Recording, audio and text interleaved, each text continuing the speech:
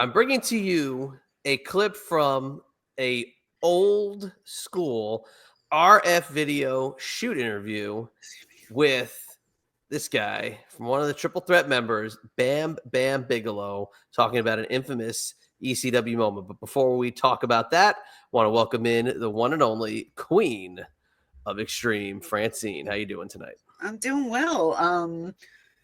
Eager to see this video because I don't really know what it entails or it's about, but you know, sometimes I let you take the reins on things, so rein away.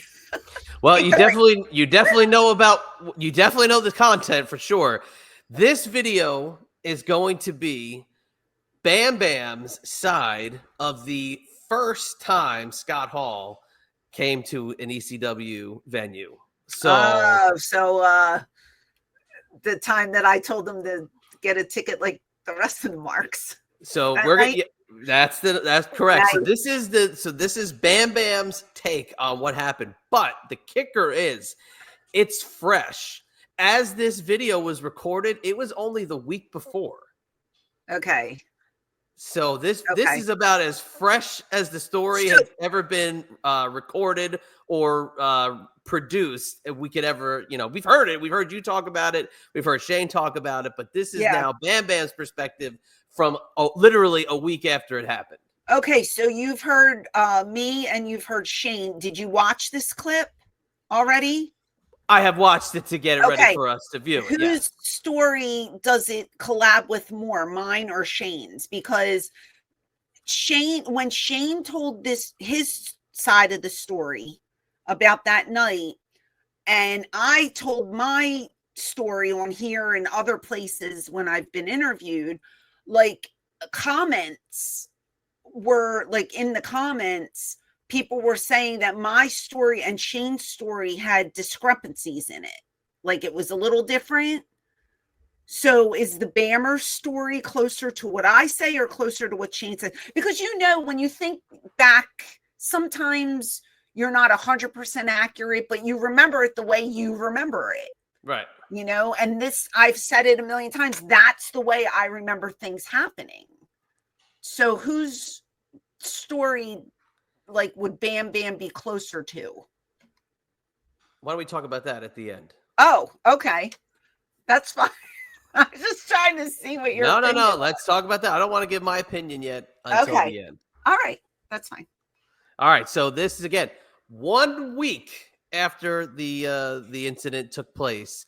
Okay. Legendary RF video shoot interview. Next, I'm gonna have to go find Candido's shoot interview. I don't know if he ever talked about it. No, he did one. I know he did a great one. I haven't watched it in a long time. About Scott and that night? He's just it's lengthy because it does cover a lot of ECW, but I'd have to go and see if he talked about that incident. Yes. That incident. I don't remember him ever mentioning that, but then again, I didn't watch his shoot interview, so he might have. So let's pull this bad boy out. Let's see what Bammer has to say. Sweetest man on the planet. And in this shoot, he comes off so well. I mean, just like the nicest guy. I mean, I met him a couple times at conventions and at indie shows in Jersey.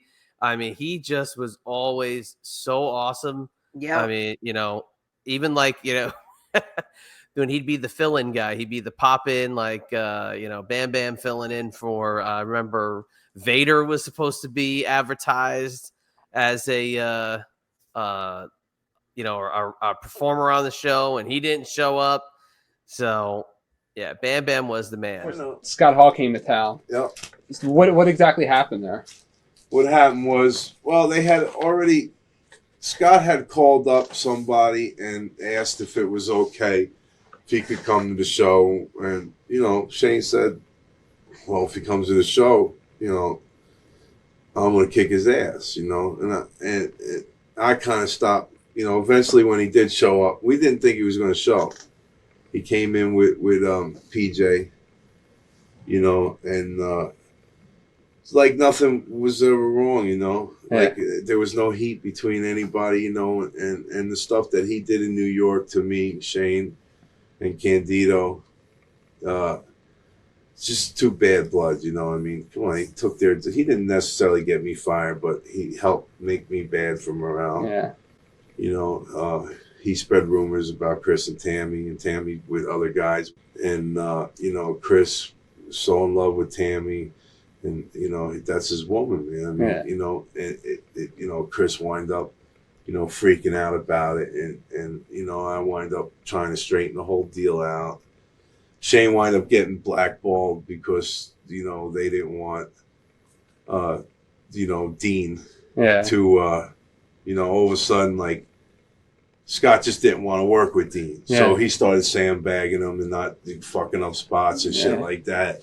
And then Razor come into the building in Florida, you know, like nothing happened. And Shane went right up to him, confronted him, said, you know, you're a jerk off. You helped get me fired, or you made me hate the business. You know, I wanted to quit, you know. And he goes, well, come on, Chris, you know, we're still friends. And Candido standing there and says, no, you know, you're not friends. And he looks at me, I'm sitting there, and he goes, well, how about you, Bamber? We're still friends. And I just shook my head and I said, you're a jerk off. I said, no, I can't believe you. I said, Scott, you know what you did wrong. You know that you burned the candle at both ends. You know that you hurt Chris's heart. You know, you tried to rip his heart. You didn't care about him. You didn't care about Shane. And you know that, you know, you didn't give a shit what happened to me or not, whether I was there or not. You know, it just got to the point where I just said, look, you know, you're fucked up. You're high on drugs right now. I can see you're stoned. We don't need you here. We prevent that in our locker room. Our atmosphere is different. And I don't want to see people looking at you, fans saying, well, you know, all them wrestlers are fucked up like that, you know, getting that perspective image about ECW. And he was basically there to mock us. Yeah. You know, even though he said, no, I'll support you guys, you know, which is bullshit. They don't support us because, you know, after I told him, you know, you fucked up.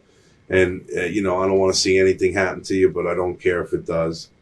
And just fucking leave right now. Just get out of the building because you're not welcome here. You guys are on top of the wrestling world. You got your thing with that. We're just this little pissant company, and we don't need your shit coming to here. And he wound up leaving and taking a 45-minute taxi cab home. But, you know, and it started a big commotion about it. And I don't know. I guess Shane got, you know, I was the one that stopped Shane from knocking him out. I said, Shane, don't hit him. Let me just take care of it. You know, I let Shane get his piece, you know, get his shit off his chest. See, Scott knows what he did wrong. He should have came in and says, look, instead of being like, well, I never sandbagged you and I thought I was business, or, you know, it's just coming in and say, look, guys, you know, that was then. This is now. You know, I'm sorry. He should have just apologized. Right. Said, Chris, the shit I did to you was wrong, or whatever you may think I did. Listen, I'm sorry. It was wrong. You know, he didn't handle it right. Maybe we didn't handle it right. Right. You know, but I honestly felt that somewhere out of there we could all became friends again. You know, by just him just putting out his hand and said, look, man, I'm fucked up. You know, but you know, he was too fucked up, man. You know? He probably doesn't even remember it. You know, and believe me, the heat that he got with us is nothing compared to the heat that he's got up there now. Yeah. You know, and on his way out the door, it was like, oh, don't worry about it, because this company ain't going to be around 5 months anyway. I got news for them. We're right on their ass. Wow. We're right on your ass, WWE. No, WCW. Oh, was he? No, is that what he was talking about? He's saying Hall, that comment he made at the end was about WCW right on their ass. Oh, I thought he was talking about the WWF. I thought he was talking about that stuff at the beginning. Okay. Well, about Helmsley, the scumbag. Yes. And now look at him. He's ruling the whole wrestling universe. So a lot to unpack. So I don't remember exactly the verbiage that was going back and forth. I do know that he stood there, Scott Hall stood there, and it was me, Chris, Bammer, and Shane in a line, and then the boys. I think there were bleachers, I remember, on the side, and people were sitting on bleachers and standing behind us and stuff. And there was back and forth with them. I mean, I don't remember Shane ever like trying to lunge at him and being held physically back. I remember there was a back and forth. Like, you're not welcome here, like he said. I remember that. But I don't remember the exact verbiage between him and Shane, or Scott and Scott, or Chris and Scott. Like, that I don't remember. I do remember my line. I do remember Taz laughing at my line. I remember feeling horrible after I said it, and like, why the hell did I say that, even though it got a huge pop. But I mean, there you have it. If this was done a week after, then that's fresh in his mind, you know? So, yeah, I mean, so to answer your question about whose side does it really, it kind of matches yours equally in both ways. Yeah, I know. And but there's elements of what Shane says too. Shane, I mean, it's more like Spirit of 76 for Shane, that he's like going down with the ship when Hall comes through the door. But there's elements of what Shane says and what Bam Bam said. I mean, almost to the letter. But I like the way Bam Bam plays Peacemaker to an extent. He always did. He always right? But that's what I was going to ask you. So was that like, because again, I know he was such a big factor to ECW when he was there, but did he play that for everything? Yeah, he tried to be, because Scott, I mean, he's very soft-spoken unless you piss him off. You know what I mean? Like, he's not what you saw in the ring.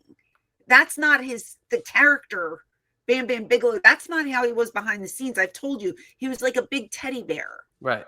And he was very soft-spoken and very just like, almost to melancholy. Right. Just kind of there hanging out, you know, didn't cause waves, didn't make trouble, whatever. If something was bothering someone, he would come and try to help, or, you know, give his opinion, so to speak, or whatever. That's the Bam Bam I remember, being helpful and trying to be a friend.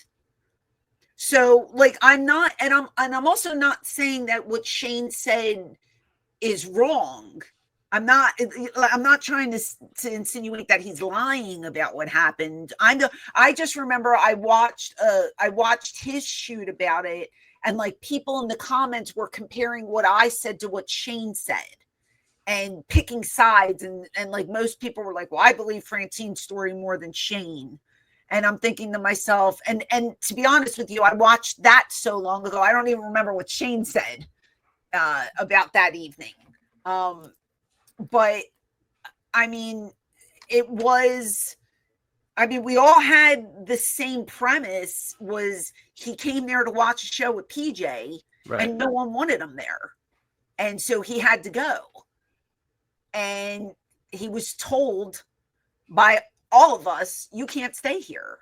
And then PJ puts his head between his legs like, oh, what did I do? You know, why did I invite him here? Poor me.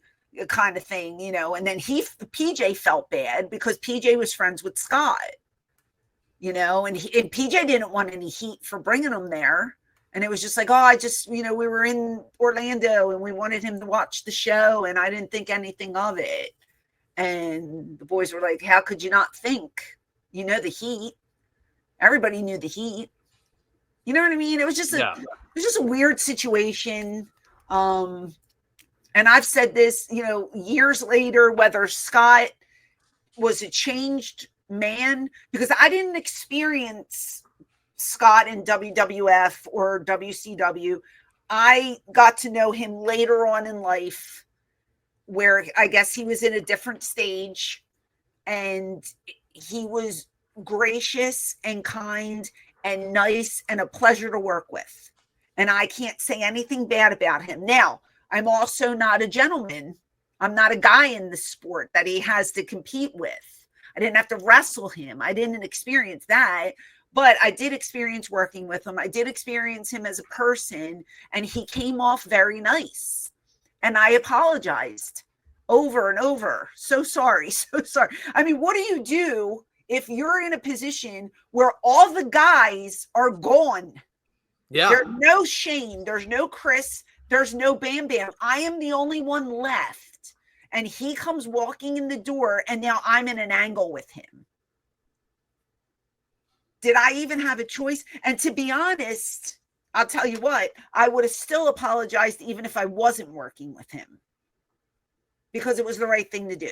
Because I had no beef in that game. The only thing that I was doing was I was sticking up for my friends who they were treated poorly. But I had nothing to do with any of that. Right. You know, so it's kind of like I'm just supporting you guys because we're the triple threat and you guys are my brothers. And that's what I did. I was ride or die with them. That's how the four of us were. You know what I mean? Yeah. But years later, here it's just me. You know, and I told him, give me the razor's edge. I deserve it. Give me a receipt. And he wouldn't do it. He said, no, I'm just going to make out with you a little bit. And he didn't even do that. He didn't even do, I mean, you saw the match. We did a spot where he rips the underwear and smacks my butt and stuff like that. And then he told me he used to have a crush on me. And I was like, get out of here. You know what I mean? So, I mean, it worked out in the end. But that night was very awkward. There could have been a fight. It didn't happen, you know, like no punches were thrown. It was jaw jacking back and forth. And that could also be Shane's interpretation of things. If, you know, I got to go back and watch it too and listen to how he retells it. Mm-hmm. He could have been so amped in the moment. He could have been saying things and thinking things at the same time. Yeah. You know, and that's how your reaction is when you're so inside of what's going on. But I love two things that Bam Bam really says. I mean, one quote I wrote down was, I don't want to see anything happen to you, but I don't care if it does. If it does. Great. So that's like, I mean, that's powerful. But again, that just shows you that deep rooted like feeling he had for them at the time, because the Clique held that group of those three guys down in such a way that, you know, he's saying like, as you know, you are my colleague. Yes. But if something happens, like, I'm really not going to, I'm not going to bat an eye. I'm just going to move on with whatever's going on because of what you've done. But then the other thing too was him feeling that Hall was there to mock you guys. See, I don't agree with that per se. I feel like, because I distinctly thought he had his son with him. That's what I remember hearing too. And I also remember, not just from you two, you and Shane talking about it, from others. I remember others saying that Hall appeared humble when he was there because of him being a guest in your house. He did come in in like a somber mood. Like I remember Scott just saying, guys, I didn't come here to cause problems. I came here to watch a wrestling show. And I thought he said with my son. But at this time, it was only Scott standing there. I don't know where his son was. If he was outside, I don't know where he was. It was only Scott standing there. But in my memory, I do remember him saying, I didn't come here to cause problems. I just wanted to watch wrestling with my son. I'm here as a guest of PJ. That's what I remember. So, like, depending on when Shane shot his recollection of it, I mean, again, this happened 20-something years ago. Yeah. So, you know, I think as all three of our stories are similar, there might be like tweaks here and there, like that, I don't know, maybe something is blown a little out of proportion or something might have been said in a different way. I don't know. I don't remember verbiage. I can't tell you exact verbiage. All I remember distinctly was Scott saying, I just came here to watch a wrestling show. Like, he didn't want problems. He didn't come here to fight. So when Scotty Bam Bam says he came here to mock us, how was he mocking us? That I don't follow. That's just some deep-rooted hate against his presence. That's animosity. Yeah, that's just you hate the guy and you feel that way. I suppose so. The way I looked at it, it was like Scott Hall and PJ Placco, they're friends. We're in the area. PJ says, hey, do you want to come see me wrestle? Yeah, I'll come see you wrestle. Not thinking there's three dudes that you kind of screwed over in the past, and they might not want you here because they run the company. Right. You know what I'm saying? So it was a very awkward situation. Again, I was ride or die for them. So whatever they said, I was just behind them like, yeah, get out of here.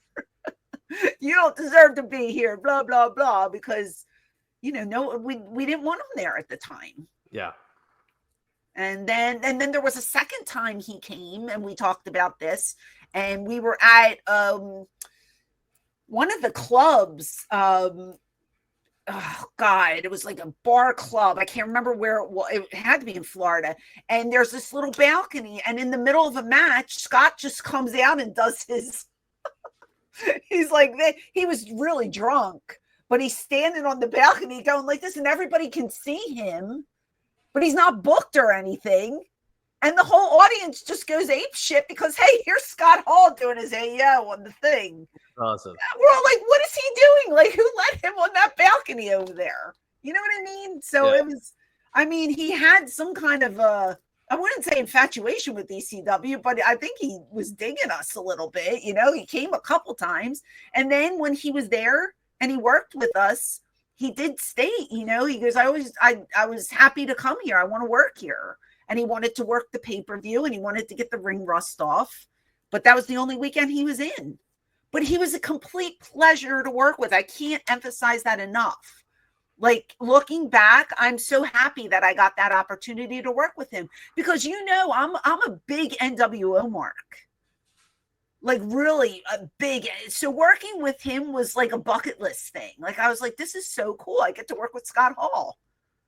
Never thought that night, hanging with Shane and Bam Bam and Chris, that I would ever work with him or get to talk to him or whatever, because of the rivalry between the gangs. Right. Yep. It was the Jets and the Sharks, man. You know what I'm saying? To me, that's one of those moments that it's stuck there in time, and we just go and find it and pull it out, and now you can sit there and talk about it like it happened last week. Like it did in the video. So again, similar stories between the three of us, but I think if you watch all three in a row, you're going to find differences between the three. And we were all there, and it's the same night. So the gist of it was very similar, but I don't know. I remember it the way I remember it, and they remember it the way that they do. So that's that. But the bottom line was no one wanted him there. So that was that. Well, take that toothpick out and throw it at your screen. I'll look for more. I'll look to see if Candido's got a point of view on the story. And if I can find it, I will report back. And maybe we can have all four of you as one big super comment thread. Oh, wow. Yeah. on the story. So okay, sure. All right. Well, we'll get out of here for today, and Eyes Up Here Extra, and we'll catch you next time for the Queen of Extreme. This is the Chadster. We'll catch you on the flip side.